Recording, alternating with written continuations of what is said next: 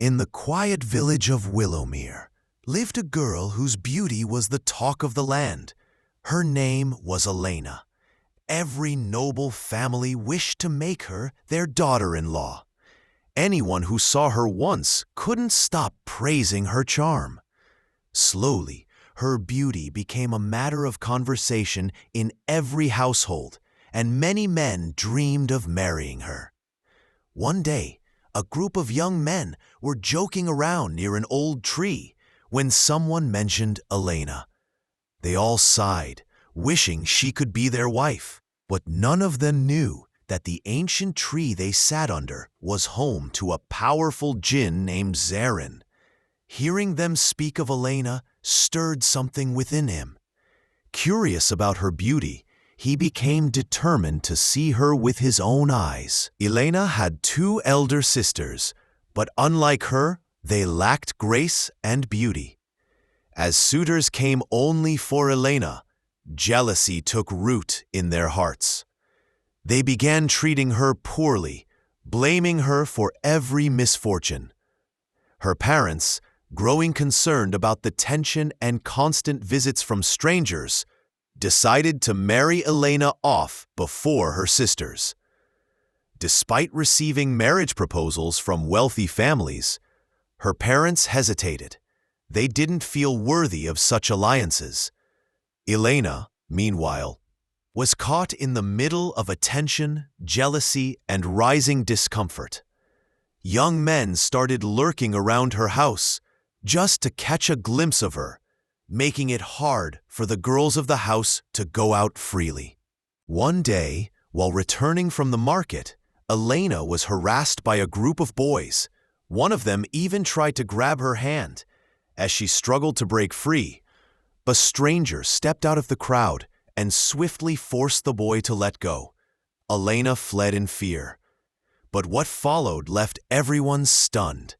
This single stranger, with a glowing and calm face, took down 5 men in moments. The crowd cheered his bravery, and the boys fled in fear. Later that day, a neighbor came to Elena's house and shared the story with her parents. Elena was scolded for going out alone and was told to stay home. She sat near her window, watching the street silently. When she saw that same boy standing below, it was Elior, the young man who had saved her. When she asked how he knew her name, he replied, "There isn't a soul in Willowmere who doesn't know Elena." His face radiated warmth, and despite herself, Elena found it hard to look away. But she confronted him. "I thought you were different. I didn't expect you to come to my house like this." Elior simply smiled and said, "You left without saying thank you. I just came to collect that." Then he held out a bracelet. "You dropped this when I helped you. And no, I don't chase girls." Elena was surprised by his decency. As he left, she realized he truly was different. That night, she couldn't stop thinking about him. The next day, she ran into him again, this time at the tailor shop. When she accused him of following her, he blushed and said, "I was already here." She smiled, embarrassed by her own assumption. That evening, a wealthy, middle-aged man came to propose marriage to Elena.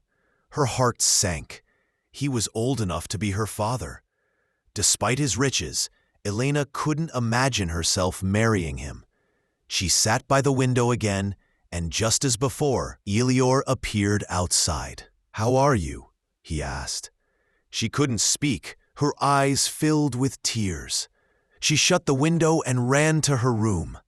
The next day, to her shock, Elior was sitting inside her home, talking warmly with her father. "He helped me in town the other day," her father explained. "He's new to the village." Elena served him food. As he left, she overheard her father saying, "Elior is a kind, honest boy. I wish he could marry our Elena." These words brought a strange joy to Elena. The thought of marrying Elior filled her with hope. When they met again under the old tree, he said, "They were right. You are beautiful. but your heart is even more so." Elena gathered her courage and told him what her father had said. Elior looked down and replied, "I wish it were possible." "Why not?" she asked, heartbroken. He hesitated, then finally said, "Because I'm not human. I'm a Jinn, Elena. I've lived for over 900 years. She laughed, thinking it was a joke, but when she tried to walk away, his icy hand grabbed hers. When she turned, she saw his true form. Glowing eyes, ancient aura, otherworldly presence. She fainted. When she woke up, she was back in her bed. Everyone insisted she'd never left the house. Later, she met Elior again. "Weren't you afraid to meet a Jinn?" he asked. "I met you before I knew," she replied. "That hasn't changed how I feel." He was stunned. No human had ever looked at him without fear. "I can't ask you to leave your world for me," he said softly. "Then take me into yours," she said. "Or stay here.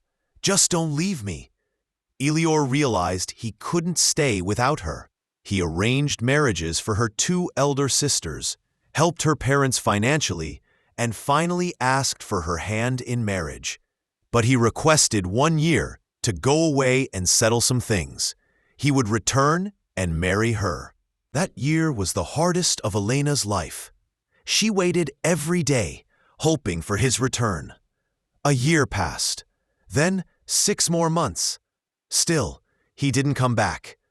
Her parents, now ill and tired, decided they couldn't wait any longer and arranged her marriage to someone else. Heartbroken, Elena ran to the old tree and cried bitterly. "Why did you leave me? Why promise and disappear?" Suddenly, a familiar fragrance filled the air. She turned, and there he was. Elior had returned. He had given up his powers, his immortality, everything. He was no longer a Jinn. He had chosen to become human so he could live in her world, with her. He had served his punishment in the world of Jinns for falling in love with a human. Now, stripped of all magic, he stood before her, ready to live a simple, mortal life. They married soon after. Though he had lost everything, Elior found peace in Elena's love. To him, the warmth of her presence was more powerful than all the treasures and strength.